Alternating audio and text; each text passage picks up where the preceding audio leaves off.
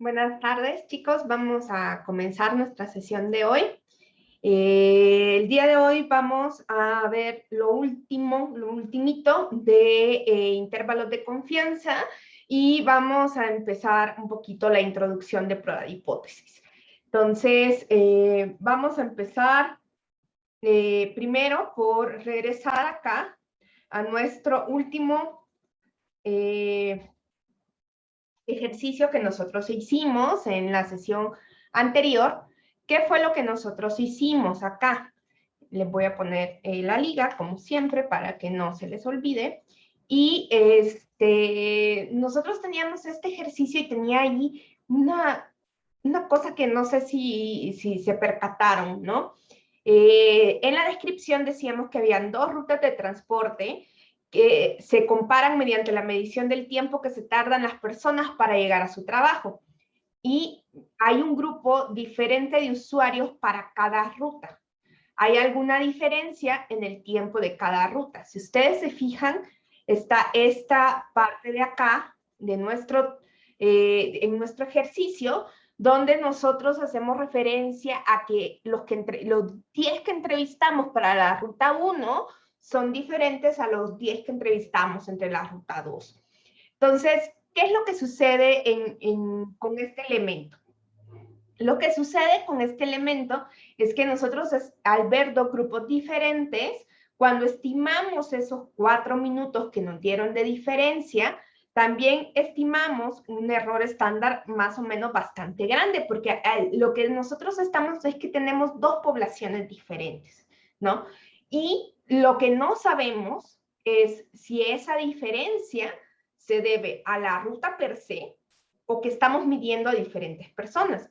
Ustedes imagínense hoy con todas las apps habidas y por haber, ahí a mí el teléfono me dice cuánto mide mi paso, o sea, yo soy chiquita, ¿no? Entonces vamos a tener quizás dentro de ese grupo personas altas, personas bajitas.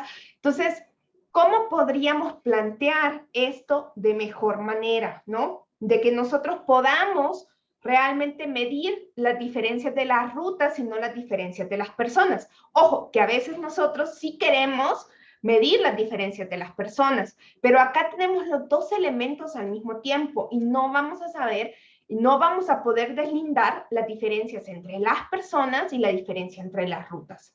Entonces, para eso vamos a ver lo que se llama las muestras apareadas, ¿no?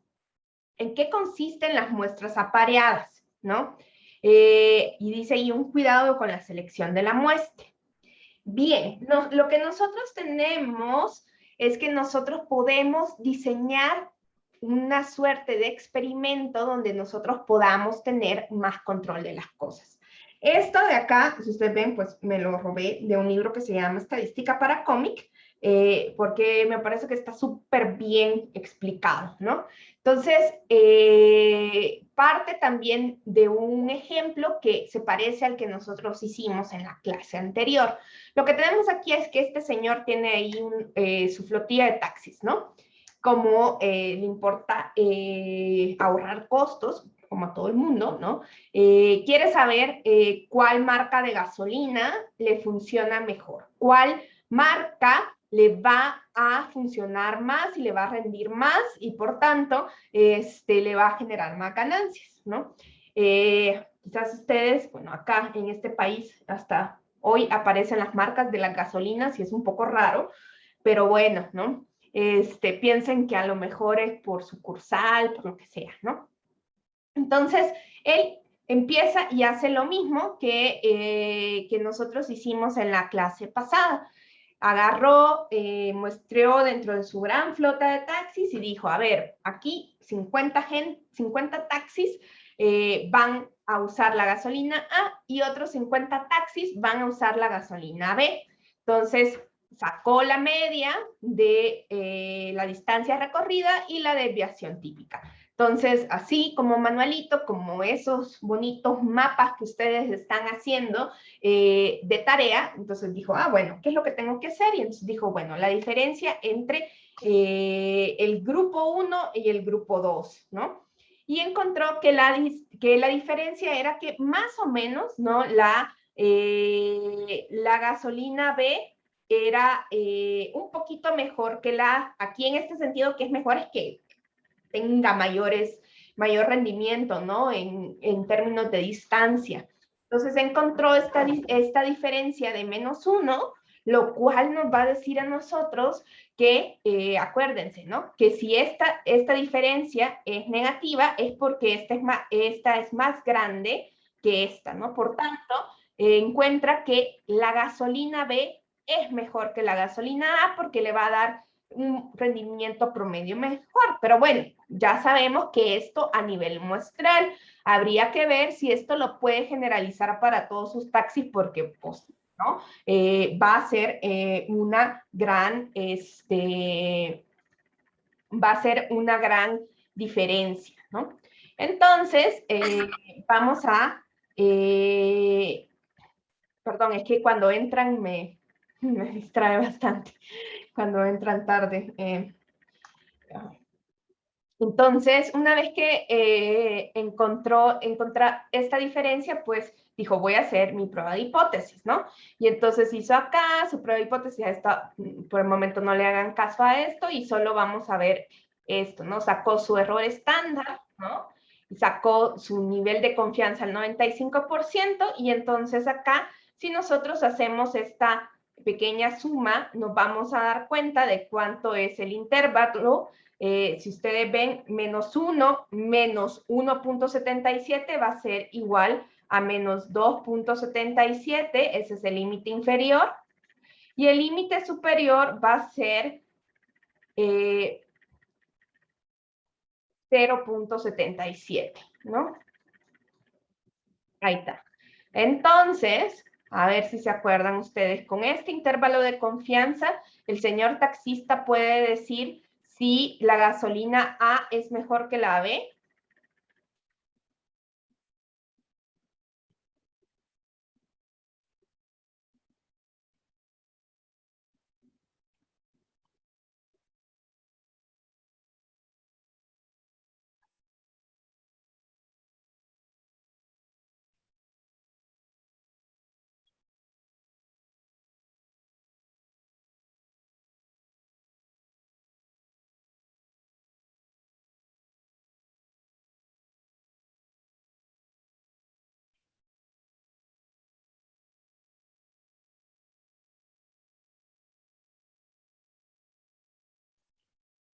Estamos preguntando si la gasolina A es mejor que la gasolina B o viceversa. Si la gasolina B es mejor que la gasolina A. ¿Podemos decir algo acerca de los rendimientos de las gasolinas?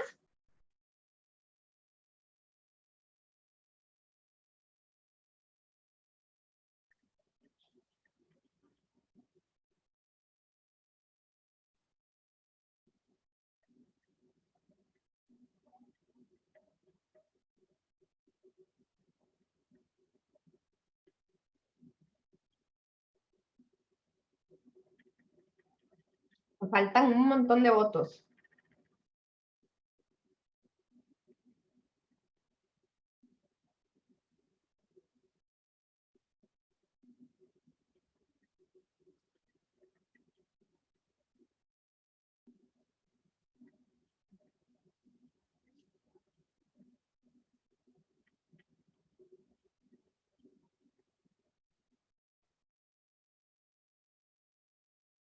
Ahí me faltan 4 votos.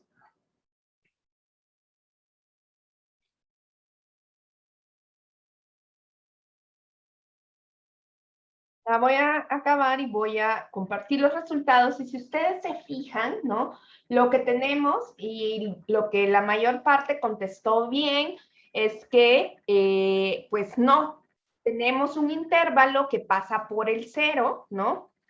Y por tanto el 0 es un valor posible, esa diferencia, entonces no podemos decir algo.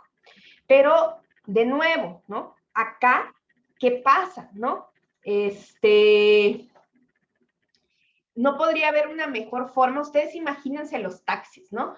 Los taxis están siendo manejados, o sea, los taxis en sí podrían ser diferentes, ¿no? podrían tener motores diferentes. Luego, incluso cómo se maneja puede impactar.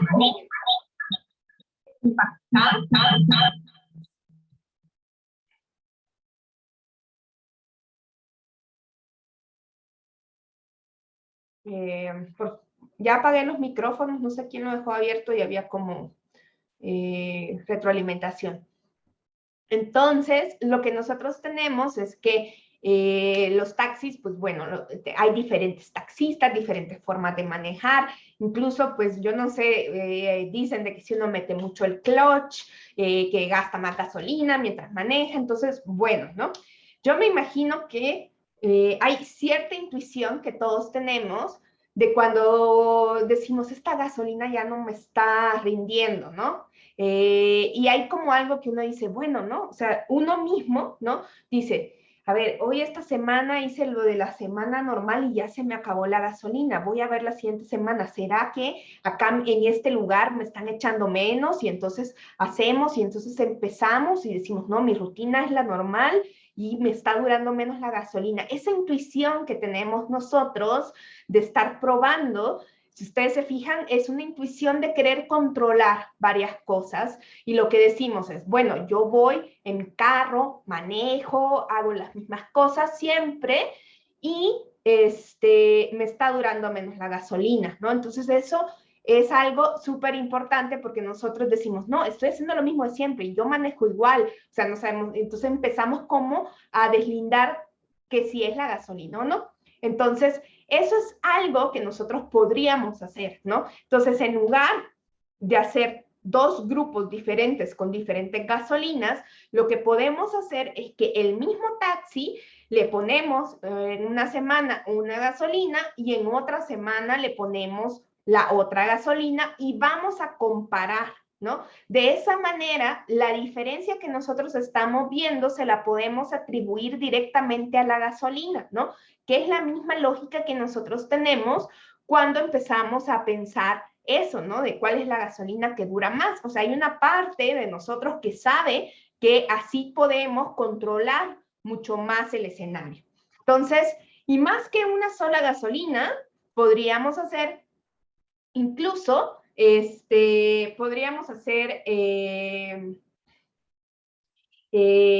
podríamos hacer más de un solo taxi, ¿no?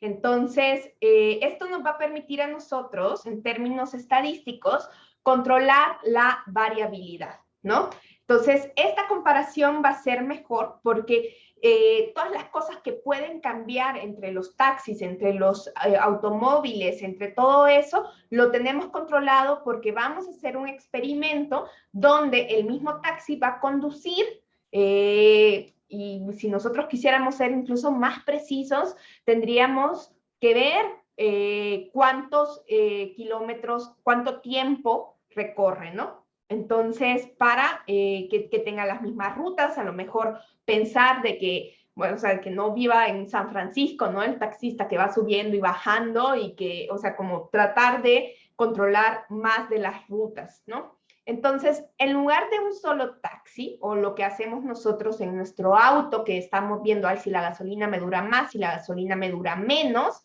entonces, en lugar de un solo taxi, podemos hacer esto para más taxis, ¿no? Entonces, este señor elige al azar 10 taxis, y si ustedes se fijan, incluso es menor, ¿no? Menor su comportamiento, menor su muestra, ¿no? Pero elige de manera aleatoria los 10 taxis, ¿no? Y un día le pone a los taxis, le pone la gasolina A y otro día les pone la gasolina B. Entonces, lo que nosotros vamos a tener es que se seleccionan estos 10 taxis y nosotros vamos a poder crear una nueva variable, una nueva columna, donde lo que vamos a tener es la diferencia. Entonces, si ustedes se fijan, tenemos a la misma población de taxis, los 10 taxis, pero que la observamos un día a una y otro día a otra, ¿no?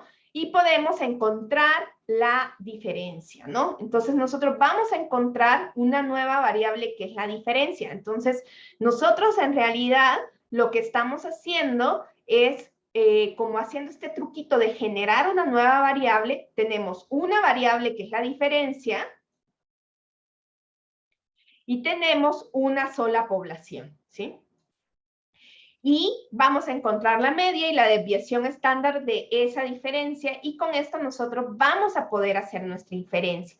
Ojo, que eso no implica de que no va a ser importante saber cuál es el cero y cómo calculamos esa diferencia para interpretar nuestros resultados. Pero sí nosotros tenemos una población y una variable que es la diferencia y tenemos dos observaciones en el tiempo. Entonces, con eso vamos a poder hacer nuestra estimación, ¿no? Vamos a sacar la media, ¿no? Y vamos a sacar nuestros valores, ¿no? Y vamos a encontrar el intervalo de confianza. A ustedes fíjense en esta parte de acá. Y lo que vamos a tener es que vamos a poder encontrar la media de nuestra diferencia, vamos a tener un t con un valor crítico, un error estándar, y vamos a poder encontrar ese intervalo de confianza. En términos de intervalo de confianza, el rendimiento, la diferencia de ese rendimiento de la gasolina A con respecto a la gasolina B me da completamente negativo. Y hoy sí tenemos evidencia para afirmar que la gasolina B es realmente mejor, ¿no? Porque aquí nosotros ya pusimos a prueba de que esa diferencia no correspondía únicamente a el caso de las diferencias entre los grupos, porque a veces no vamos a poder saber cuando estamos analizando dos grupos diferentes y además estamos analizando dos cosas en cada grupo que son diferentes, pues no vamos a controlar si la diferencia se debe a la gasolina o a o justamente a la población. Entonces, si ustedes lo que quieren realmente es ver las diferencias entre las poblaciones, entonces vamos a hacer lo que antes habíamos hecho. Pero si ustedes realmente quieren verificar las rutas o quieren verificar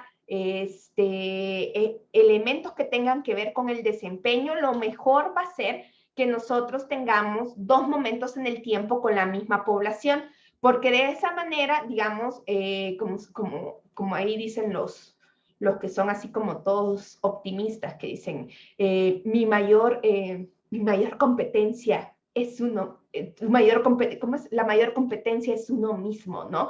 Que solo te debes de comparar contigo mismo, pues es un poco esa lógica, ¿no? De que nosotros vamos a poder ver y le vamos a poder imputar esa diferencia únicamente a la gasolina de los packs, ¿no? Entonces, esto que estamos viendo nosotros incluso puede ser una medida de evaluación de política pública.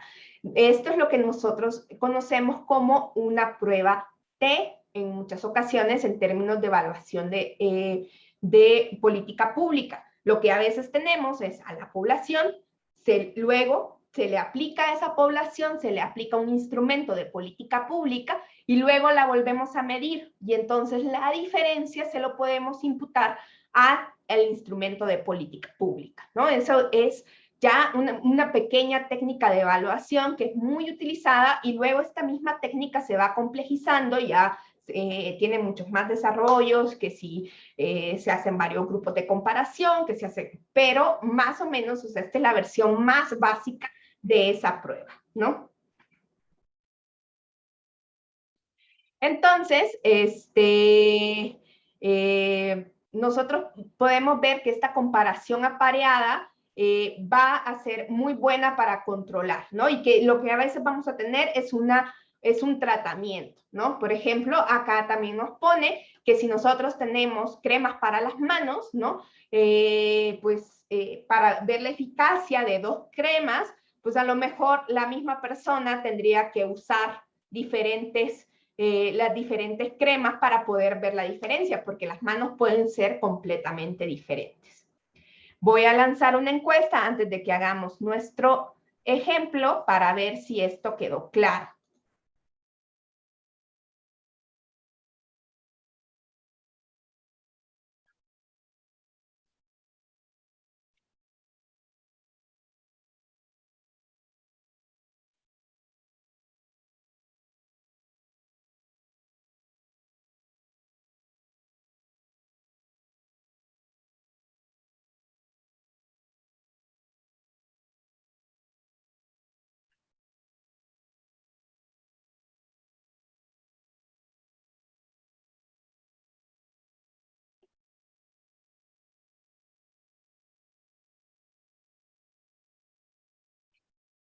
Ahí me faltan 2 personas.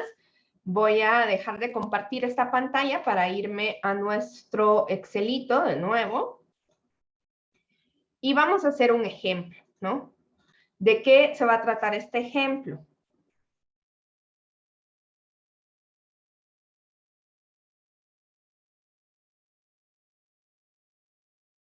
Vamos a, y aquí yo voy a poner, y no me vayan a poner los nombres, pero lo que yo quiero es que ustedes pongan su peso en kilos antes del encierro y después del encierro.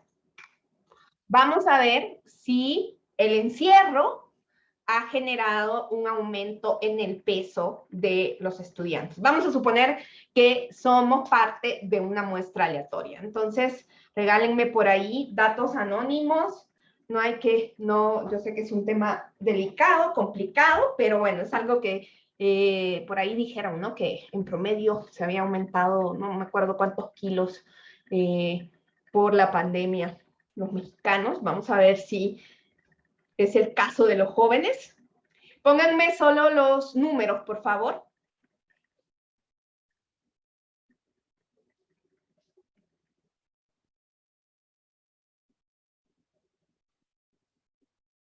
Aquí completamente anónimo.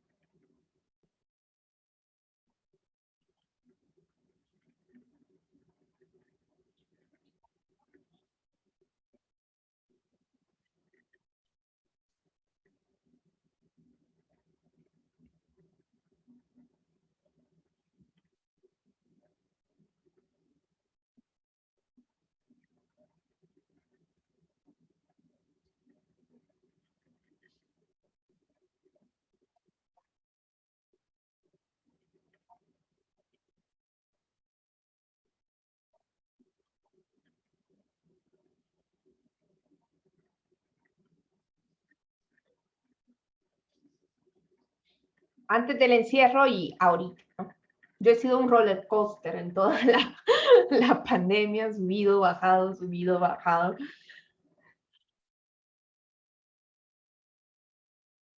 Por ahí tengo algunos que solo me están poniendo el dato final. Un estimado del inicial estaría bueno también.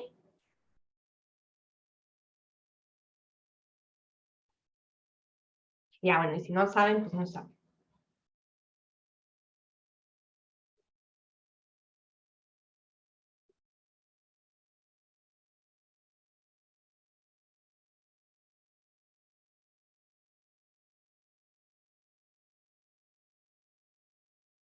Ahí vamos a ver cuántos.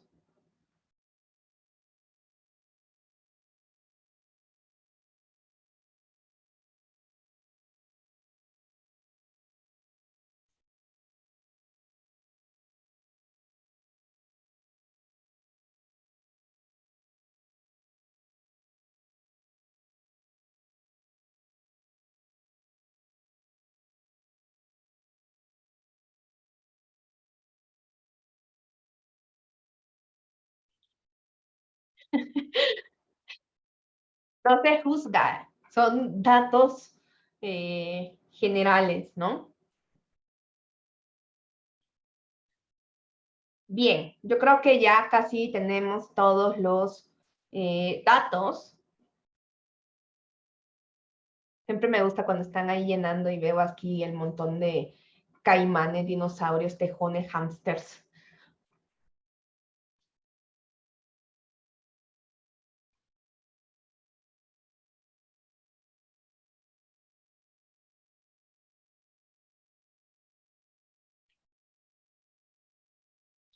Bien, vamos a trabajar con estos datos que ya están acá, con estos nos van a servir, ¿verdad?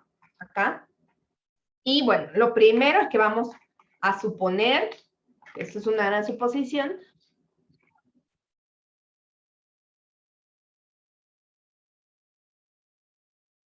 nosotros somos miembros de una población y esto es una muestra aleatoria y representativa de alguna población de estudiantes. Bien. Entonces, ¿qué es lo que tenemos que hacer? ¿Sí? Bueno, voy a dejar la columna de reacciones, pero déjenme una columna de diferencia, por favor. Ahí está, ¿no? Ahí está cómo le hizo. Vamos a ver, ¿no? Entonces, ahorita lo que tenemos que tener claro es que nosotros ahorita estamos viendo un cambio en el tiempo. Entonces, para que sea más fácil de interpretarlo y lo más natural de interpretarlo, es que cuando nosotros hablamos de aumento o disminución en el tiempo, normalmente estamos comparando los elementos actuales contra los elementos pasados, ¿no? Entonces, a lo actual le restamos el pasado, ¿no? Digamos, eso es como lo más, como nuestro, como lo más tradicional, ¿no? Entonces, vamos a hacer la diferencia, ¿no? 82, por ejemplo, menos 75, ahí está, ¿sí? Entonces voy a hacer esto, y voy a quitar aquí el cómo lo hizo y me lo voy a correr hasta acá, ¿no? Ahí están todas las diferencias, ¿no? Ya tenemos nuestra columna para ver, ¿no? Con respecto a el encierro, cómo estuvo este asunto, ¿no? Entonces, vamos a revisar, ¿no? Si ustedes están como el promedio de los mexicanos o no. Ustedes que son jóvenes y lozanos, vamos a ver. Entonces, ¿qué tenemos que hacer? Hoy que tenemos esta nueva columna, que es nuestra diferencia, vamos a sacar el promedio y vamos a sacar la desviación estándar, suponiendo que es una muestra, ¿no? Entonces, si quieren, le voy a poner así X barra, mejor para que usar lo que siempre hemos usado y S, ¿no? Entonces voy a escribir promedio, ¿no? Voy a sacar el promedio, no del peso de cada uno de los tiempos, sino de esta diferencia, ¿no? ¿Está? Tenemos un aumento de 1/4 de kilo, que no sabemos si eso se va a mantener para la población. Y vamos a sacar la desviación estándar. Como estamos asumiendo que esta desviación estándar es de una muestra, vamos a sacarla de esta manera, ¿no? Ahí está. 6.84 kilos de desviación estándar, ¿sí? Entonces, si ustedes se fijan, tenemos 28 casos, entonces todavía estamos trabajando con una muestra chiquita, así que me voy a traer mi fórmula de las muestras chiquitas, tal y como vimos que hizo el señor taxista con su experimento con 10 taxis, ¿no? Entonces, tengo acá mi muestra chiquita, me voy a traer aquí un par de datos porque como por la pantalla no se ve, entonces voy a volver a escribir aquí mi X barra y mi S. Me lo voy a traer.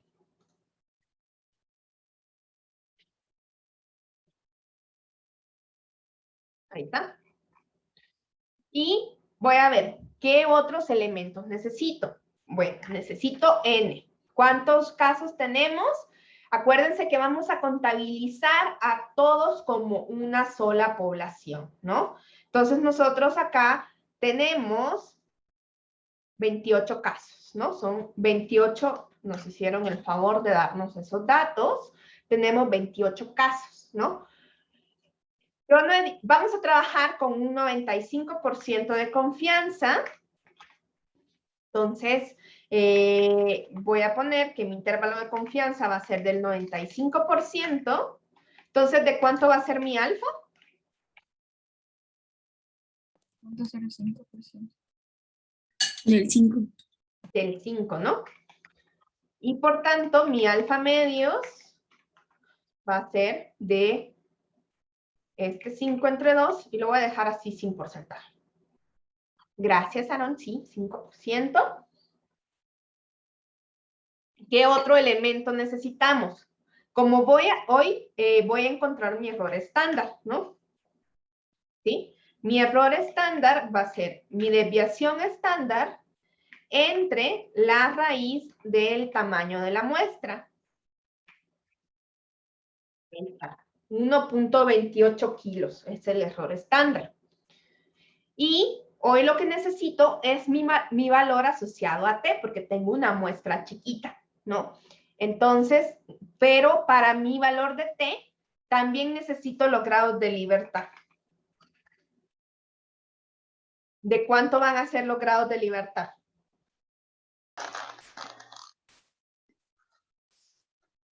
27. 27, sí, muy bien.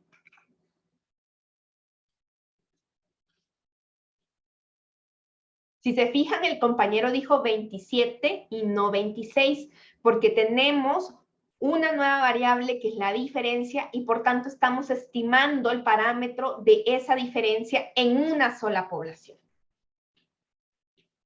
Y hoy sí, ya tengo los elementos para sacar mi T de alfa medios, ¿no?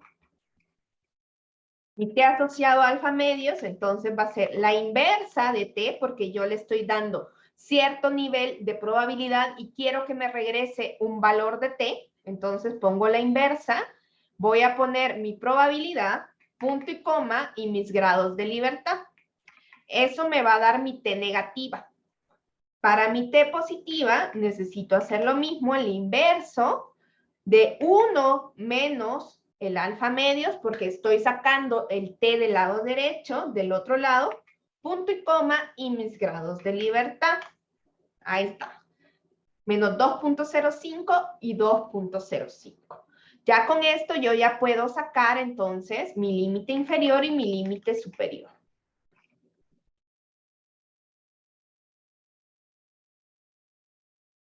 Ahí tengo, entonces, como siempre, el límite inferior va a ser igual a mi estimador, X barra, más mi T negativo por el error estándar. Ahí está. Y mi límite superior va a ser también mi estimador más mi T positivo por mi error estándar. Ahí está. Entonces, muchachos, podríamos con estos resultados, hoy les voy a hacer la pregunta.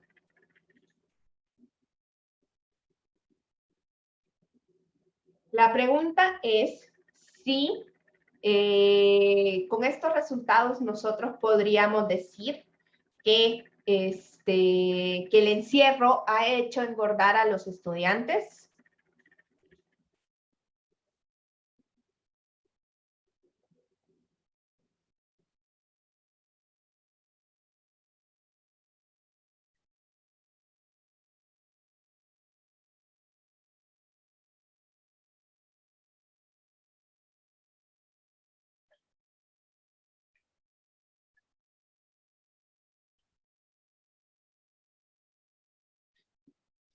¿El encierro ha hecho engordar a los estudiantes?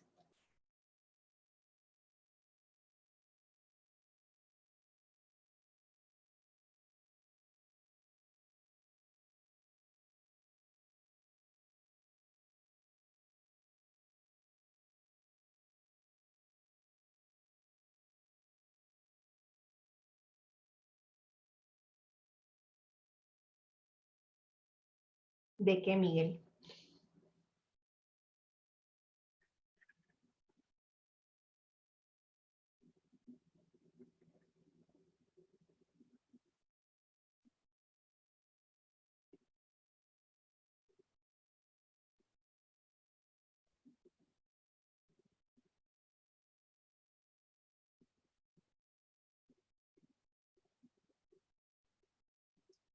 Me faltan 2 votos, pero bueno, vamos a terminar esta encuesta y voy a compartir los resultados. Y lo que tenemos es que el 11, es decir, el 37% dijo que sí, y el 19, que es el 63%, dijo que no. En efecto, las personas que contestaron que no, pues tienen la razón, ¿no? Acuérdense siempre que nuestro intervalo, ¿no? primero hay que revisar cómo sacamos la diferencia, ¿no? Entonces, valores completamente positivos, tanto en el límite inferior como en el límite superior, si nos hubieran dado los dos valores positivos, entonces ahí nosotros íbamos a poder afirmar que sí, que el encierro pues los hizo engordar, ¿no? Pero en este caso, como el límite inferior es negativo, eso significa que con un 95% de confianza, ¿no? Hay un tramo donde las personas en realidad incluso pudieron rebajar y hay otro tramo donde se ha engordado pasando por el cero, ¿no? No voy a decir engordado, mejor hubiera dicho aumento de peso, porque, bueno, yo soy de la idea de que deberíamos de quitarle pues, eso, porque yo soy un poco gordita, entonces yo digo que no debería ser tan mala palabra, ¿no? Pero el mundo es muy gordofóbico, amigos y amigas. Bien, y amigas, vamos a interpretar esto, ¿no? Entonces, igual que como lo habíamos hecho con los otros intervalos, lo que tenemos que tener claridad es, uno, cómo hicimos la diferencia para poder establecer cómo nosotros vamos a interpretar esto. Entonces, con un 95% de confianza, ¿no? Porque trabajamos con el 95% de confianza, la población bajó 2.4 kilos, el peso, mejor, el peso de la población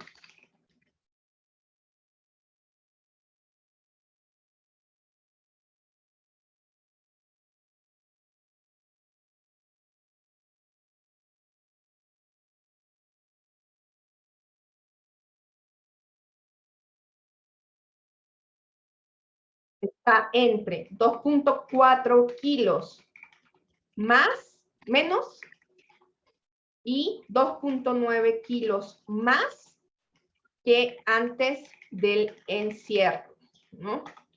Ahí está. Entonces, con eso nosotros podemos afirmar, no hay evidencia para afirmar, no tenemos evidencia, no podemos decir que la población haya cambiado su peso durante el encierro, ¿no?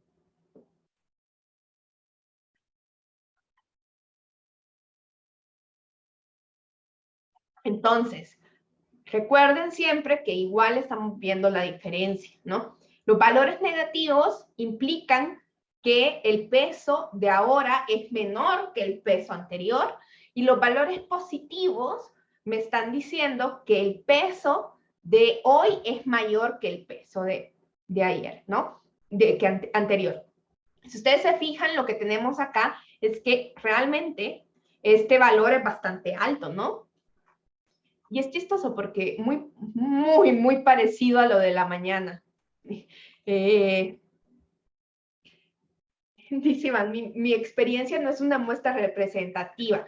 Miren, lo que pasa es que quizás necesitaríamos un estudio de una muestra más grande porque sí, ¿se acuerdan que este error, quisiéramos disminuir este error estándar? Lo que nosotros vemos es que sí ha sido muy variable el efecto en el peso.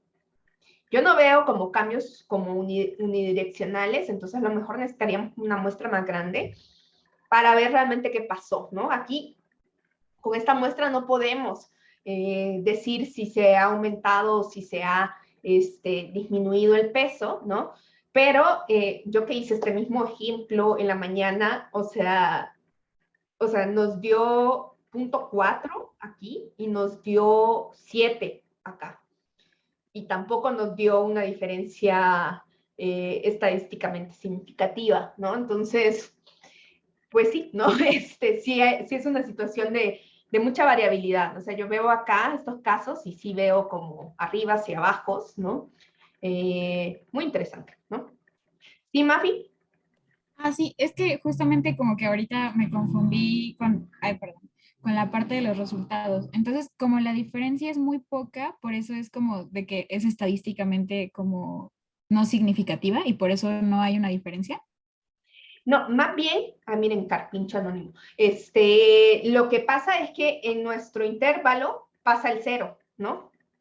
O sea, yo estoy haciendo si yo hago una rectita por acá, de nuevo con mis colores rojitos y mis colores verdes, donde está lo positivo, aquí está el menos 2.4 y aquí está el 2.9, ¿no? Entonces, con un 95% de confianza, el cambio está entre estos valores, ¿no?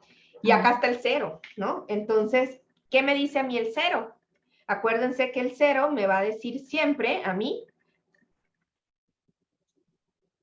y le voy a poner la mu en el tiempo 1, en el tiempo 2, menos la mu en el tiempo 1 es igual a 0, ¿sí? Entonces eso significa que el promedio en el tiempo 2 es igual que el promedio en el tiempo 1, ¿no? Cuando esto es 0. Entonces, al ser 0 un valor posible, ¿no? Pues no puedo decir que los promedios sean diferentes. O sea, sí vemos que la población ha tenido cambios, ¿no? Y por eso nosotros vamos a querer pasar un poquito acá de las medias.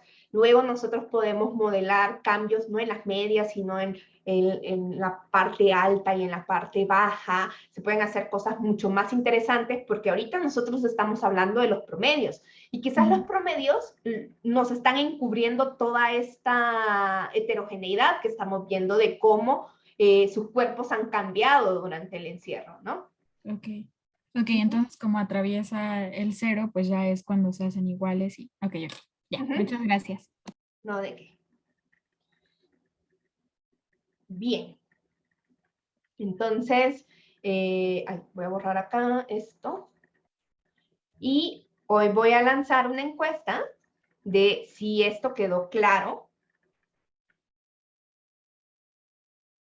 No, mejor ya les voy a mandar la otra encuesta. Bueno, sí, y vemos si hay alguna duda, si luego tengo otra encuesta. Ajá, no el día de las encuestas.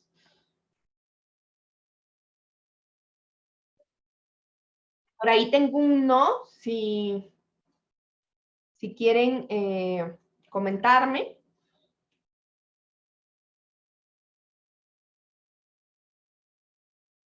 Profa, ¿Sí? yo tengo una duda que igual es muy, muy, muy básica. Ojalá no me regrese estadística 2.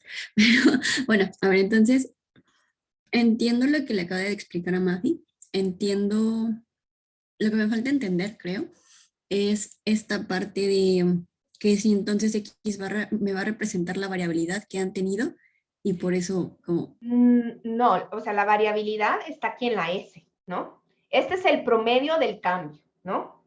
Y lo que nosotros estamos viendo es que si tenemos evidencia para decir que el peso promedio, incluso aquí ustedes pueden poner el peso promedio de la población ha cambiado. Entonces, o sea, esto no significa, o sea, nosotros estamos hablando de la población en conjunto, ¿no? Eso no ha cambiado. Esto no es para desmeritar las experiencias personales que cada uno ha tenido con sus cuerpos, pero, digamos, ahorita como nosotros estamos haciendo inferencias sobre los promedios, quizás ustedes ahorita se sienten como un poco, como, pues, tristes, ¿no? De decir, bueno, pero yo aquí estoy viendo que personas bajaron un montón, hay personas que subieron más. ¿Dónde quedó todo ese cambio? Porque yo aquí estoy diciendo que no hay cambio. No, lo que yo estoy diciendo es que no puedo decir que hay cambio porque pasa el 0. 0 es uno de los tantos valores posibles acá. A lo mejor yo lo que podría decir, bueno, a lo mejor necesito una muestra más grande para saber con certeza qué es lo que ha ocurrido, porque hay mucha variabilidad. Por eso les comentaba, ¿no? Que a lo mejor necesitaríamos una muestra más grande para ver realmente qué pasó, ¿no? O sea, a veces lo que nosotros decimos cuando, o sea, por eso, a veces no es que 0 es uno de los tantos valores que podemos tener. Entonces, tampoco podemos decir, no hubo cambio, ¿no? O sea, ustedes no pueden decir tampoco, miren, no hay cambio, sino que no podemos afirmar que hay cambios. ¿Ven la diferencia de mi lenguaje? En Sí, lugar de decir, no hay cambios, yo digo, no puedo afirmar que hay cambios. No sé si con esto me doy a explicar más.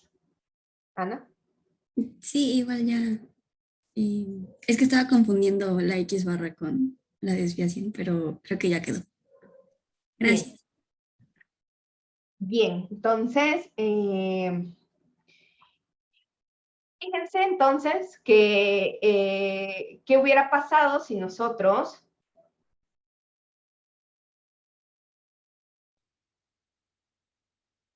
vean la diferencia si nosotros hubiéramos agarrado a la mitad de la población en un tiempo y a la otra mitad en otro tiempo, ¿no? O sea, no estaríamos diciendo realmente lo que ocurrió, ¿no? Tenemos dos poblaciones diferentes en dos tiempos diferentes y eso ya es un menjurje de cosas, ¿no? Entonces, si nosotros queremos saber y imputárselo al encierro, pues tendríamos que medir a la gente antes y después, ¿no?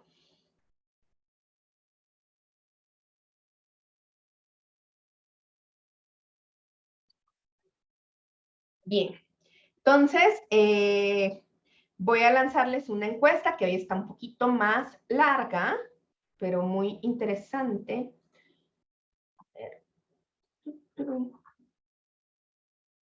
Ahí está.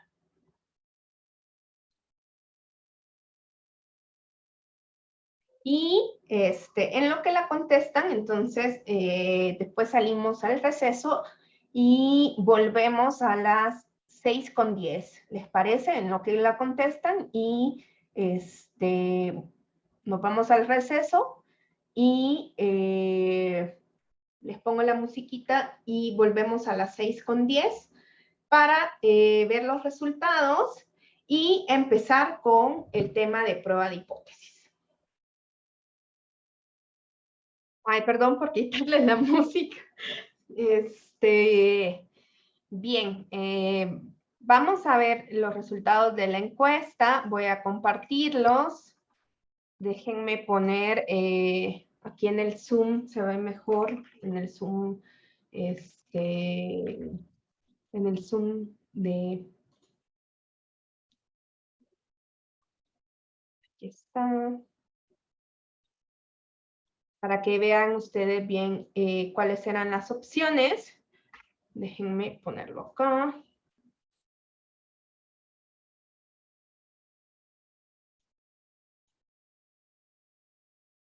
Hoy sí. Sí, para esto me quitó. Yo no.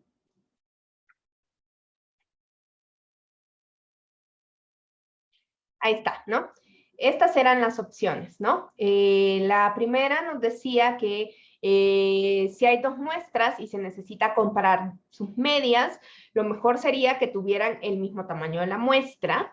Esa era la primera opción. La segunda opción era si hay dos muestras y se necesita comparar sus medias, lo mejor sería que el muestreo de ambas fuera aleatorio. Y la tercera, si hay dos muestras y se necesita comparar sus medias, lo mejor sería que las varianzas fueran pequeñas y diferentes. La mayoría tuvo la razón, ¿no? Para comparar, nosotros en nuestras muestras necesitamos que los muestreos sean aleatorios. El tamaño de la muestra, si es igual o no es igual, no es tan importante. Es un poquito más importante las muestras chiquitas, pero no es tan definitorio como que provengan de un muestreo aleatorio, ¿no? Entonces, el 60% contestó de manera correcta. La segunda decía que, bueno, para comparar dos mediciones en el tiempo de una misma variable, tenemos que usar dos muestras diferentes de individuo en cada uno de los momentos. Para comparar dos mediciones en el tiempo de una misma variable, necesitamos mantener la misma muestra, y se me olvidó una L, y observarla en las dos mediciones. Por tanto, estimamos un parámetro, la diferencia, y con n-1 grados de libertad. Esta se parecía y decía, para comparar dos mediciones en el tiempo de una misma variable, tenemos que asumir que tenemos poblaciones diferentes en cada momento, por tanto, estimamos dos parámetros y tenemos n-2 grados de libertad, y esta también se parecía un montón para comparar dos mediciones en el tiempo de una misma variable, necesitamos mantener la misma muestra y observarla en las dos mediciones, por tanto estimamos un parámetro la diferencia y con n-2 grados de libertad. También acá la mayoría contestó de manera correcta, el 67%, 20 de ustedes contestó y la verdadera era la segunda opción, ¿no? Esta de acá, ¿no? Que fue justo lo que nosotros hicimos ahorita en el ejercicio del peso, ¿no? Teníamos una medición del peso en dos momentos en el tiempo y tuvimos a la misma muestra, la observamos en las dos mediciones y estimamos el parámetro de la diferencia y por tanto trabajamos con n-1 grados de libertad. Así que muy bien, ¿no? Esta parte conceptual me parece que quedó bastante clara, entonces me doy por satisfecha, ¿no? Entonces, bien, no sé si antes de pasar al siguiente tema, tengan alguna duda acerca de estimación por intervalo. ¿No? Bien, entonces, ya muchachos, ya saben hacer estadística inferencial, ¿no? Vamos a hablar de la prueba de hipótesis, ¿no? ¿Se acuerdan? Hace mucho tiempo dijimos que íbamos a hacer básicamente dos formas de estimación. Íbamos a trabajar con intervalos de confianza y con pruebas de hipótesis, ¿no? ¿Qué supone la prueba de hipótesis, no? Bueno, supone, y aquí nosotros tenemos que regresarnos un poquito a ese lenguaje del pospositivismo y todo esto, ¿no? Porque el lenguaje que vamos a usar proviene del pospositivismo, ¿no? Yo estoy segura que en sus clases de estadística todos ustedes ya tienen claridad de quiénes son los positivistas, los ponen a leer a Popper, los ponen todo eso y saben cómo funciona el método científico y estamos hablando de que este método científico en el pospositivismo, bueno, y también antes en el positivismo, se construye a partir de la falseación de hipótesis, ¿no? Entonces, así se va construyendo, se va falseando una hipótesis y se va construyendo el conocimiento, ¿no? Pero nosotros ya no estamos en el positivismo, sino en el pospositivismo, gracias a Dios, ¿no? Donde en realidad lo que nos vamos a dar cuenta, incluso en las maneras, en cómo hablamos, nos expresamos, eso mismo que ya estamos diciendo, bueno, el cero, o sea, puede ser cero, pero no puedo decir, o sea, no puedo decir que son iguales, pero tampoco, o sea, esa sensación es justamente porque ya no vivimos en un mundo positivista, ya ni siquiera en las ciencias naturales, ¿no? Todos me imagino que conocen este principio de Heisenberg, donde nos dice que para saber la distancia tenemos que perder certeza de la dirección o viceversa, ¿no? Entonces ni siquiera en las ciencias físicas ya podemos dar cuenta, no podemos tener las grandes verdades, ¿no? Y eso se va a reflejar en el lenguaje que nosotros hablamos, en estadística, ¿no? Nosotros en prueba de hipótesis vamos a tener dos hipótesis. Vamos a tener una hipótesis nula, que nosotros vamos a asumir como verdadera, porque así se construye el conocimiento. Partimos de una hipótesis que nosotros partimos que es cierta y nosotros vamos a dar evidencia, ¿no? Para rechazar esa hipótesis y entonces vamos a poderla falsear, ¿no? Eso es propio de este tipo de análisis, ¿no? Entonces, nosotros, en realidad, todo este tiempo hemos estado hablando de nuestro amigo, que ya conocen ustedes muy bien, Alfa, ¿no? Entonces, aquí está este muchacho Alfa. Hoy lo vamos a conocer mejor, pero tiene un hermano del que no hemos hablado y que vamos a hablar en la próxima clase, que se llama Beta, ¿sí? Entonces, nosotros en realidad cuando hacemos este tipo de procesos, solo estamos controlando por alfa y no por beta. Entonces, hay otro error por el cual no estamos controlando. Entonces, como no podemos dar cuenta y controlar por ambos elementos, estamos de nuevo, como en el principio de Heisenberg, ¿no? De que si yo quiero saber hacia dónde va la partícula, pues no voy a saber dónde está, o si yo quiero saber dónde está la partícula, no voy a saber hacia dónde va, sí conocen el principio de indeterminación de Heisenberg, ¿no? Además Heisenberg se puso muy famoso después de Breaking Bad. Entonces, nosotros solo controlamos por un tipo de error en nuestros procesos. Entonces, en lugar de decir que rechazamos, vamos a decir que vamos a rechazar la hipótesis nula, pero cuando no la rechacemos, nunca vamos a decir que se acepta la hipótesis nula, porque este muchacho, que lo vamos a ver en la siguiente clase, está ahí y no estamos controlando por él. Entonces, si ustedes me dicen, ¿se acepta la hipótesis nula? Yo les voy a decir, ay, qué positivista te viste, ¿sí? Entonces, no hagan eso, ¿no? Y yo sé que ser positivista a ustedes, o sea, que les digan positivista seguramente no es algo que les va a caer bien, ¿no? Entonces, hay que tener cuidado de los lenguajes, ¿no? De cómo nosotros vamos a hablar en estadística, ¿no? Entonces, ¿cuál es la lógica de la hipótesis, no? Vamos a tener una hipótesis nula, que le vamos a llamar HO o H0, ¿no? Que esta es la que nosotros queremos rechazar, y que cuando la rechazamos, porque yo digo, esto no es, entonces voy a poder afirmar que mi hipótesis alternativa es verdadera. Entonces, me dicen, y se acuerdan un poquito que yo les empecé a hacer algunas preguntas en estos ejemplos en que yo les decía, ¿vamos a construir el estadio o no vamos a construir? Cuando estamos viendo los intervalos unilaterales, que yo les decía, ¿vamos a construir el estadio o no vamos a construir el estadio? O que les decía, las personas ganan lo mismo que el año pasado, con el ejemplo de los salarios en la agricultura, ¿no? Entonces, yo voy a tener una hipótesis nula que siempre, siempre va a estar en términos de los parámetros y me va a decir que el parámetro vale cierto valor, ¿no? Me va a decir que hay ciertos valores del parámetro, ¿sí? O de los parámetros, porque también vamos a poder hacer hipótesis sobre las diferencias. Y cuando yo no tengo evidencia suficiente, no voy a decir que se acepta la hipótesis nula, sino que no se rechaza. Y esto es un poquito también la misma lógica de lo que ahorita estábamos hablando de ese intervalo de confianza y que estábamos repasando con el cero, ¿no? O sea, el que yo encuentre el valor de cero, por ejemplo, como un valor específico probable en mi intervalo de confianza, no significa que yo sé que eso vale cero, ¿sí?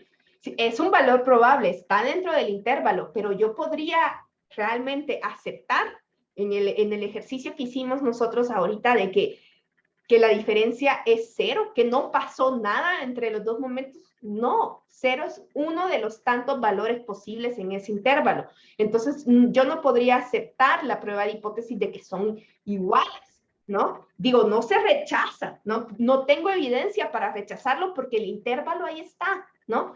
Pero, ¿ven la diferencia? Es un poco entreverado y una de las cosas que más cuesta con las pruebas de hipótesis, y hoy yo me doy por bien servida si entienden algo, ¿no? Porque vamos a ir de uno y esto. Eso sí, una vez que ustedes sepan prueba de hipótesis, ya nadie los detiene en estadística, porque de aquí en adelante todo va a ser o una prueba de hipótesis o un intervalo de confianza. Los modelos estadísticos es una serie y una combinación de pruebas de hipótesis que van una tras otra, pero van a seguir haciendo pruebas de hipótesis. Entonces, si ustedes se fijan, yo le di muchísimo tiempo a los intervalos de confianza también, porque las pruebas de hipótesis ya tienen bastantes críticos. Pero aún así siguen siendo como bastante importante en el desarrollo de la estadística y bastante útiles, pero aún así vamos a ver un poquito acerca de sus críticas.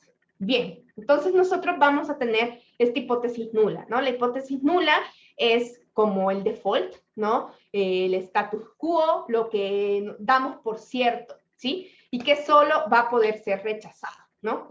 Entonces, esa es la hipótesis nula, ¿no? Hay un fantasma que recorre la estadística y es la hipótesis nula, ¿no? ¿En qué consiste las pruebas? Normalmente cuando nosotros hablamos de pruebas de hipótesis, estamos hablando de un test estadístico. Entonces vamos a tener pasos de este test estadístico. Una de las cosas fundamentales son estos dos primeros pasos, que a veces la gente como que los da por dados, pero no es cierto, ¿no? Es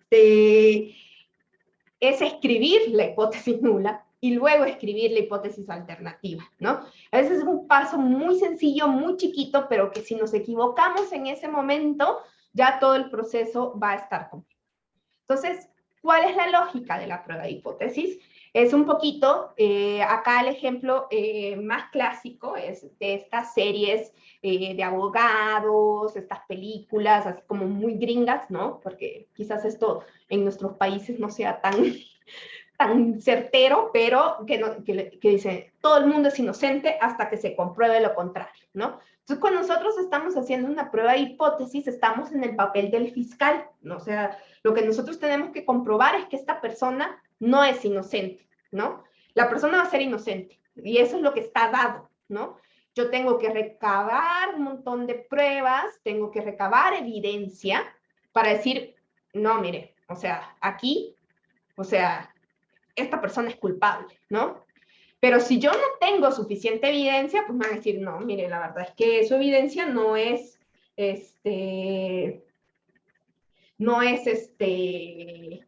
muy, muy grande, entonces, bye, ¿no? Esa evidencia no tiene suficiente evidencia, y si ustedes ven, o sea, bueno, la persona, vean por ejemplo el caso de O.J. Simpson, ¿no? Que pues salió inocente, pero o sea, no era tan inocente, ¿no? O sea, es que no hubo suficientes pruebas para declarar su culpabilidad, ¿no?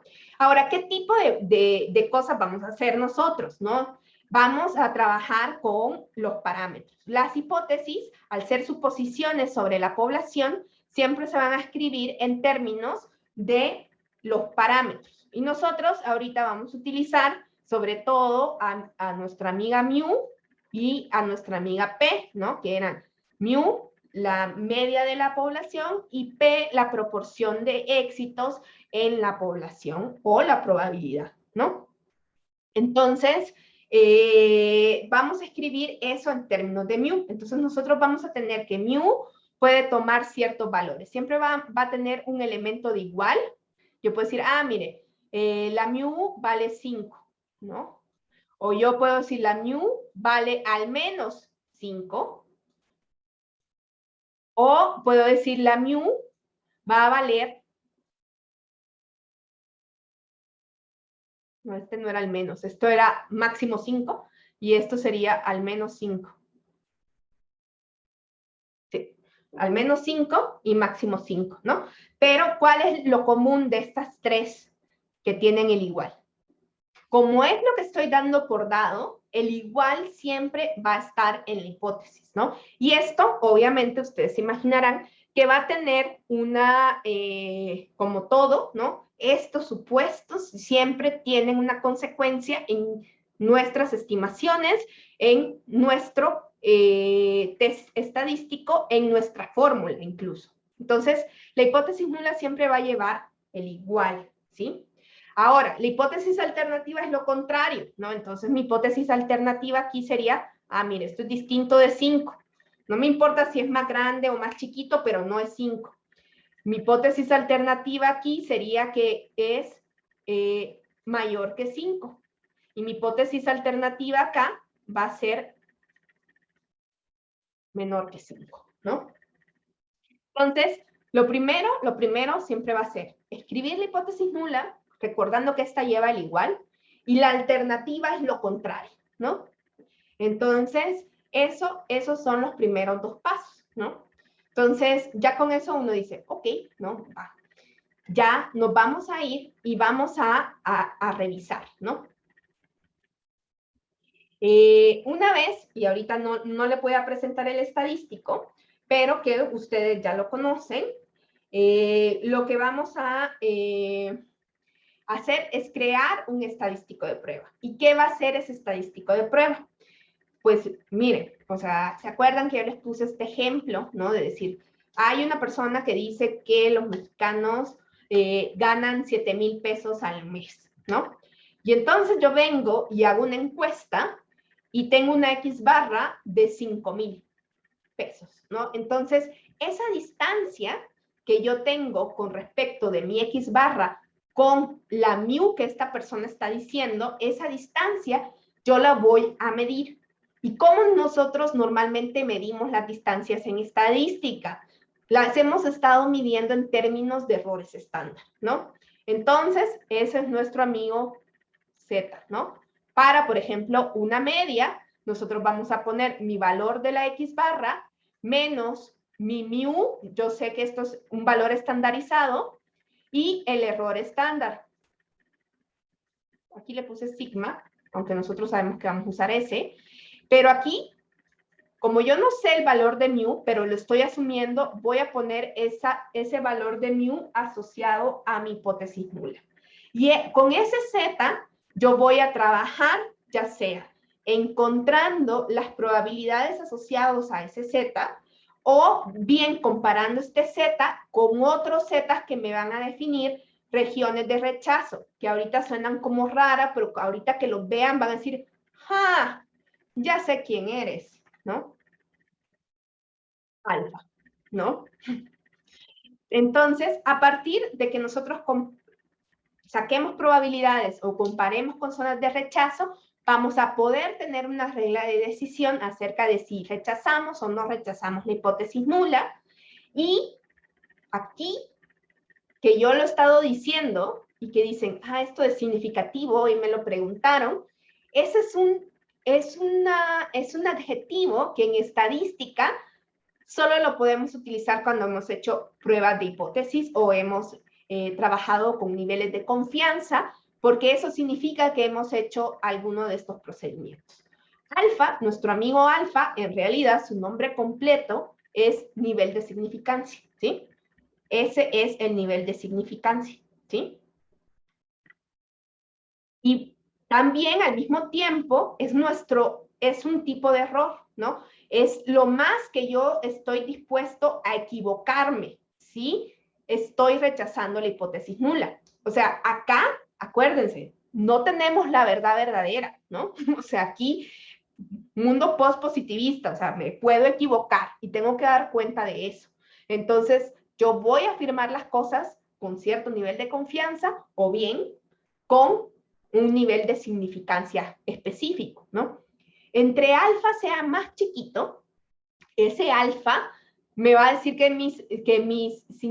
mis resultados son más significativos.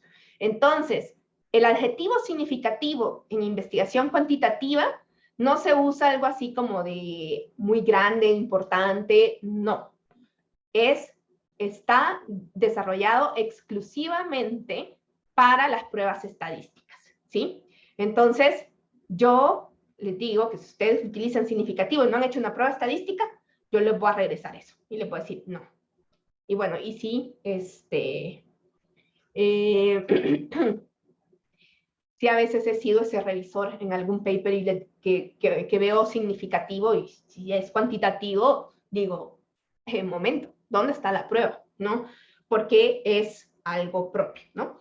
Entonces, vamos a hablar muchísimo más de alfa en la próxima sesión, pero sí a veces lo podemos entender como, o sea, por ejemplo, si yo le estoy diciendo a esta persona, oiga, no, usted está diciendo que las personas ganan 7,000, ¿sí? ¿Cuáles son las chances de que, si eso es cierto, ok, le digo, está bien, usted tiene toda la razón, ¿no? Y incluso hasta puede servir como arma para discutir, ¿no? Siempre darle la razón al enemigo y plantearle, a ver, tienes la razón, pero entonces, ¿cómo es posible que yo haya sacado una muestra y haya encontrado estos datos? ¿Cuáles son las probabilidades de que yo haya tenido esta X barra si la población es esto? Entonces yo le digo, mire, la probabilidad de que yo obtenga esta X barra de tamaño 5,000 cuando esta población tiene esa media es de 0.01. Entonces, yo le voy a decir, o sea, la verdad es que la probabilidad es muy chiquita, ¿no? Entonces, si mi probabilidad es muy chiquita, pues es lo más probable es que quien esté errado, usted o yo. Creo que usted, porque yo la verdad, para poder haber tenido este valor con esos datos que usted me está diciendo, la probabilidad es súper, súper chiquita. Y eso es lo que nosotros llamamos el valor P. Va a ser ese valor asociado a nuestro estadístico T que nosotros vamos a estar obteniendo y va a ser como nuestra evidencia. Ese valor P nosotros normalmente lo podemos comparar con un nivel de significancia que igual está ya dado en la comunidad estadística, el que más se usa, ustedes ya saben que es 0.05, que era como el que usábamos para el 95% de confianza. Bien. Ay, espérenme. Ahí sí. Ahí está. Vamos a tener 3 pruebas de hipótesis. Ahorita estoy usando teta, primero porque me lo robé de internet y segundo porque, si ustedes se acuerdan, pues tenemos varios parámetros y esta lógica va a funcionar para lo mismo, ¿no? Entonces, yo lo que tengo acá, voy a poner en verdecito, es que cuando yo estoy haciendo una prueba de hipótesis, yo le estoy diciendo a las personas, aquí hay una mu, por ejemplo, una p, es decir, un parámetro asociado a una hipótesis nula de igualdad, ¿no? En este caso, esta es una prueba bilateral o de 2 colas que compara una hipótesis nula de igualdad contra una desigualdad. Entonces, yo lo que asumo, porque lo estoy diciendo, ¿no? Ok, es cierto, ¿no? Es cierto ese valor que me dices, es cierto que la gente gana 7,000 pesos, pero mira, aquí yo tengo mi X barra, ¿no? Esta distancia de mi X barra con mi mu, la voy a medir en términos de errores estándar y entonces yo voy a tener aquí un Z, ¿sí? ¿Sí? Voy a tener un valor de Z que me va a permitir a mí calcular probabilidades o comparar contra zonas de rechazo. Estas colitas son las que llamamos zonas de rechazo. Y si nosotros establecemos un nivel de significancia previo a nuestra prueba, o mínimo, que lo vamos a escribir de esta manera, ¿no? Entonces, ustedes ya los conocen muy bien. Si, por ejemplo, estuviéramos usando el 0.05 de nivel de confianza y estamos con muestras grandes, sabemos que vamos a utilizar Z y que aquí tendríamos nuestro menos 1.96 y aquí mi 1.96, ¿sí? Entonces, si yo veo que aquí este Z de mis 5,000, cuando yo le paso acá, este Z tiene un valor, por ejemplo, de menos 3, yo digo, ah, no, bueno, sí, cae en esta zona de rechazo, porque las zonas de rechazo van a ir desde los valores más extremos, desde menos infinito hasta este valor, y desde este valor hacia más infinito, que son los valores más extremos. Entonces, este valor asociado a mi X barra que yo encontré en mi muestra, cae en esta zona, y entonces a mí me va a permitir rechazar esa hipótesis nula y decir, rechazo la hipótesis nula, hay evidencia para afirmar que las personas no ganan 7,000 pesos, ¿no? Eso es lo que yo he logrado con la prueba de hipótesis, ¿no? ¿Qué es otra cosa que nosotros podemos hacer? De este valor de Z, nosotros podemos encontrar la probabilidad desde el valor más extremo hasta este valor. Vamos a tener que hacer también otra operacioncita cuando tengamos pruebas de doble cola, pero eso lo haremos ya con un ejemplo en próximas sesiones. Y entonces, si esa probabilidad tiene que ser más chiquito que la probabilidad de estas alfas, ¿no? ¿Sí? Entonces, pues sí, ¿no? Entonces, rechazo, ¿no? Y entonces, si ustedes ven lo que realmente estamos haciendo, es decir, ok, tienes razón. O sea, si realmente, porque yo sé que aquí yo lo que estoy teniendo, ¿no? Es mi distribución muestral de medias, ¿no? Yo tengo una X barra de todas las X barras posibles. Eso lo seguimos manteniendo, ¿no? Que tenemos una de todas las muestras posibles, ¿no? Entonces, como que hay cierto margen que uno dice, bueno, ¿no? A ver, pero si el parámetro vale eso, ¿no? Pues en el medio, nosotros sabemos que la media de todas las X barra va a ser igual a mu. Entonces yo voy a poner ese valor objetivo aquí en medio, ¿no? Porque va a ser el valor que yo estoy asumiendo del parámetro. Entonces yo puedo comparar mi X barra contra ese parámetro y decir qué tan lejos está, ¿no? Si está muy lejos de ese parámetro, las chances van a ser cada vez más chiquitas de que yo haya obtenido este X barra cuando hay este valor de mu. Por ejemplo, si yo en realidad tuviera una X barra mucho más cercana, lo voy a hacer con otro colorcito. Por ejemplo, si a mí aquí yo obtengo esta X barra, pues esta distancia es más chiquita, ¿no? Y si ustedes ven, este valor no cae dentro de la zona de rechazo, ¿no? Y si yo hago también este valor P, va a ser mucho más grande. Entonces, lo que yo voy a tener acá es que si esta distancia es muy chiquita, pues yo no voy a tener evidencia para decir que esto no es cierto, ¿no? No tengo la evidencia para decir que la persona es culpable, ¿no? Voy a lanzar una encuesta para ver si esto quedó un poquito claro.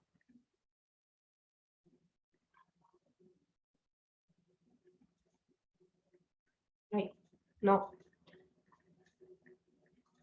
Ahí está.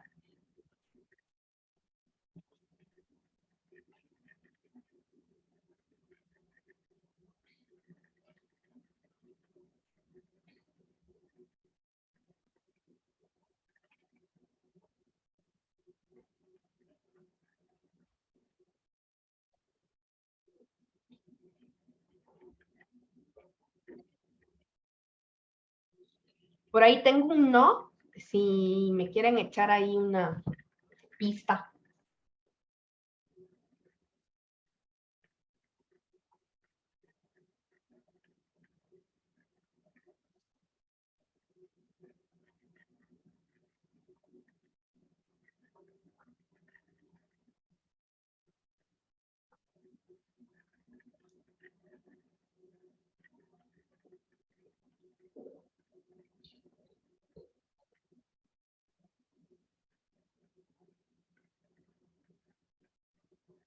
Pero bueno, me faltan 2 votos. No, me faltan 4 votos.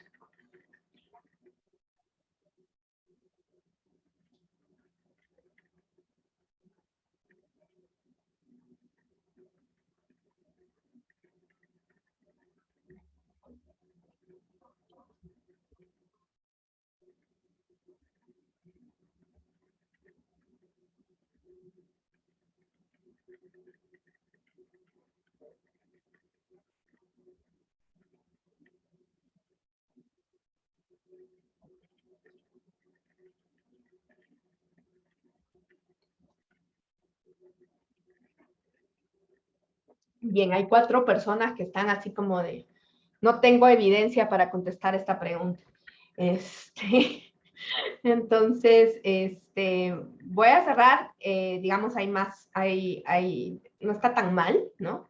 Y vamos a ver, ¿no? Entonces vamos a tener, y vamos a hacer un montón de ejercicios y voy a decir esto mismo miles de veces a lo largo de la clase. Entonces no se preocupen porque más tarde que temprano todos, y es mi compromiso de campaña, todos van a poder saber si se rechaza o no se rechaza una hipótesis nula. Entonces acá,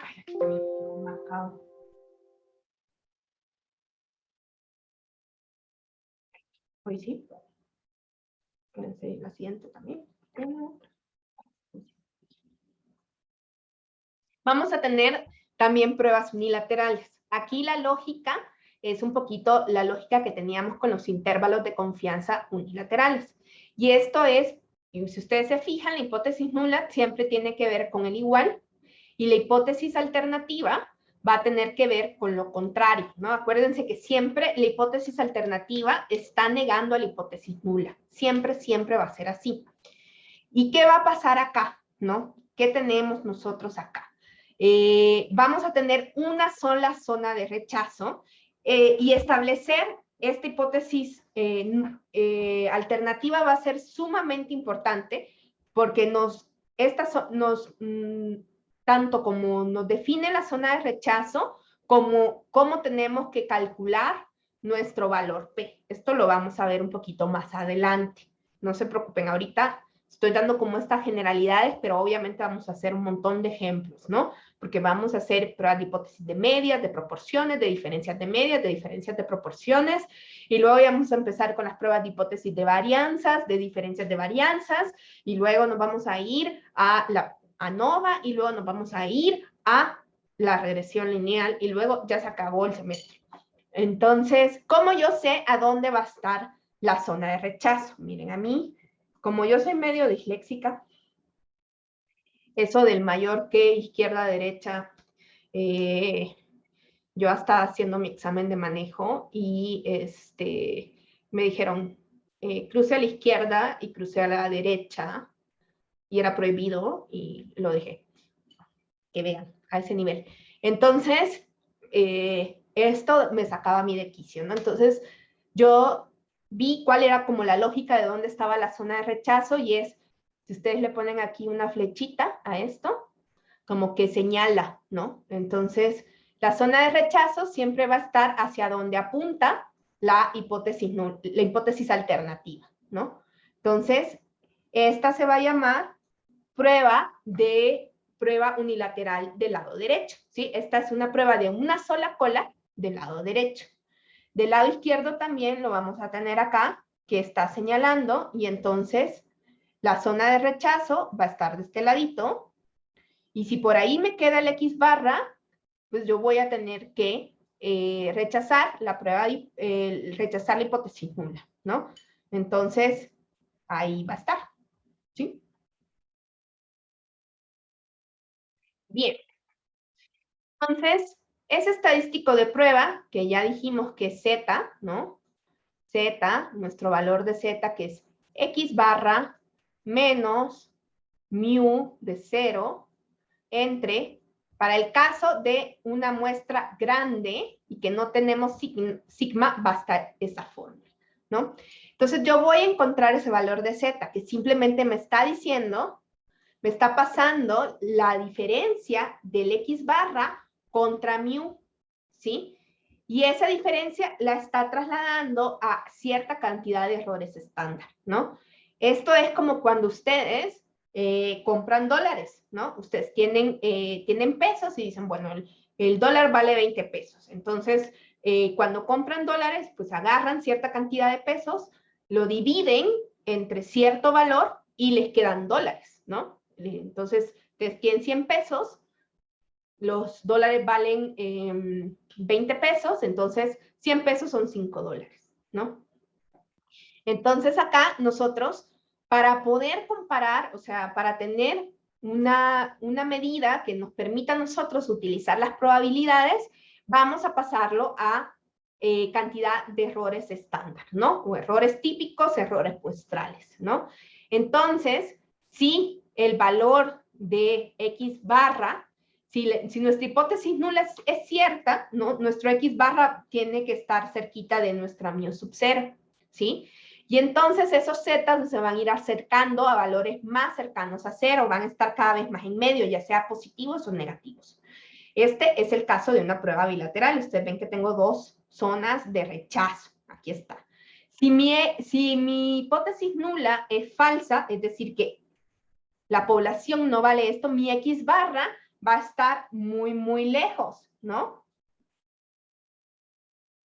Para acá o para acá, por ahí. Y entonces los valores de Z van a ser grandotes en términos absolutos, ya sea que sean muy, muy grandes, de este lado van a ser positivos y muy, muy grandes, o van a ser negativos, pero de magnitudes grandes, es decir, muy, muy negativos, ¿no? O sea, voy a tener menos 3, menos 4, menos 5, ¿no? Ahí está. Entonces nosotros vamos a ver esos elementos, ¿no? Entonces, no nos va a dar el tiempo, obviamente, de hacer un ejemplo ahorita. pero déjenme hablar un poquitito más del valor P, ¿no?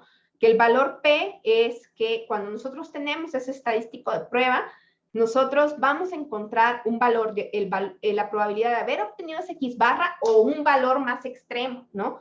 Porque nosotros vamos a estar acumulando de los extremos hacia nuestros estadísticos. Esto va a quedar mucho más claro cuando hagamos nuestro ejemplo. Pero por favor no se olviden de todo lo que les he dicho, porque el viernes no vamos a tener clase. Yo tengo 2 eventos en los que tengo que asistir. Uno es sobre cómo se hizo el censo, que está organizado por muchas universidades que tienen programas de demografía, Flaxo, CEDUA, la maestría en demografía social de la facultad. Entonces hay una serie de eventos que van a hacer, y ese evento es a las 4 de la tarde. De 5 a 8 de la tarde, y estaría súper padre que nos pudieran acompañar, tenemos el segundo encuentro anual de las R-Ladies. Entonces, pues quiero estar por ahí y me agradaría también muchísimo que estuvieran con nosotros. Entonces, yo ahorita les paso la información, también se los pasé a las de la mañana. Entonces, el viernes no va a haber clases, pero aprovechen para terminar esa tarea, porque hoy sí la han entregado bastante poquitos, de los mapas conceptuales. Incluso pueden intentar hacer el mapa también de las muestras apareadas y se los revisamos. Acuérdense que eso es para que ustedes estudien y vayan aprendiendo, porque ya después, la próxima semana vamos a hacer un ejemplo de prueba de hipótesis y es muy probable que el siguiente viernes nosotros ya tengamos un taller de R. Y entonces estar manejando todas estas cosas teóricas se van a volver, todos estos elementos se van a volver argumentos de funciones en nuestro paquete estadístico. Entonces, sí hay que tenerlo como muy a la mano, porque entre que estamos con el programa, con la estadística, yo sé que puede ser bastante complicado. Por eso los mapas conceptuales, para que ustedes lo tengan a la mano y no se pierdan tanto, ¿no? Entonces, porfa, eso, ¿no? Entonces, vamos a seguir hablando de se rechaza, no se rechaza, vamos a hacer un montón de ejemplos y créanme, y por ahí Iván lo puede decir de que sí, todos después entendemos las pruebas de hipótesis como exalumnos, ¿no? Al principio suenan muy complejas y luego ya cuando las entendamos, vamos a hablar de sus críticas, ¿sí? Porque no están exentas de críticas. Bien, entonces, antes de irme voy a lanzar la última encuesta del sí y el no, y nos vemos el próximo martes.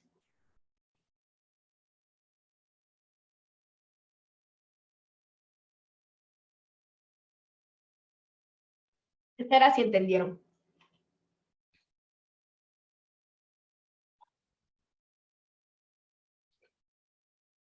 Bien. Aunque hayan entendido un poquito, me doy por bien servida. De nuevo, si ustedes quieren leer esto, también Moore lo explica muy bien, Mendenhall también.